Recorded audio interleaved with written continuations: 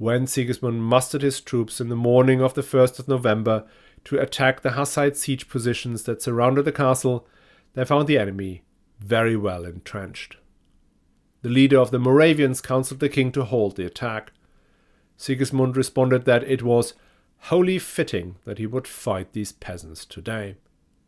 But the Moravians kept warning him that any action would risk the destruction of the army and that they, quote, feared the flails of these peasants, end quote. At which point Sigismund accused them of cowardice and disloyalty. Now, to prove that they were neither, the Moravians then agreed to take the most dangerous position on the battlefield, where they were fighting uphill into the enemy positions. The battle plan was comparatively simple. Sigismund's forces would attack the Hussite positions from the front, and the Vyšehrad garrison would fall into their back.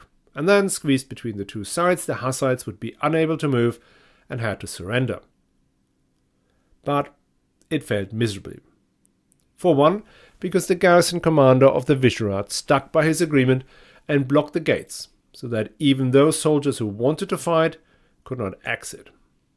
Secondly, because the Hussite defenders held their positions, firing their guns and crossbows at the knights who had to cross an open field. The advance halted and then turned back.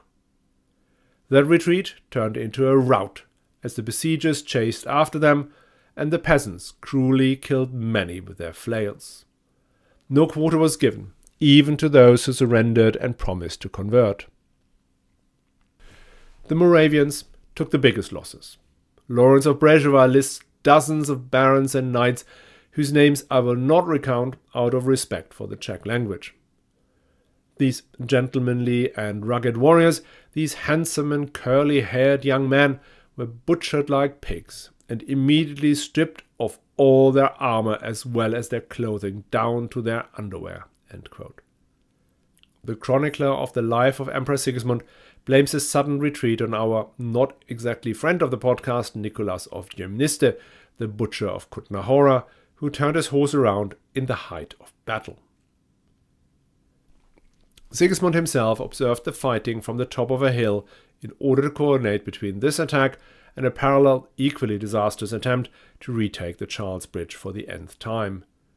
When he saw the destruction of his men, he was struck with terror and fled in tears with his retinue.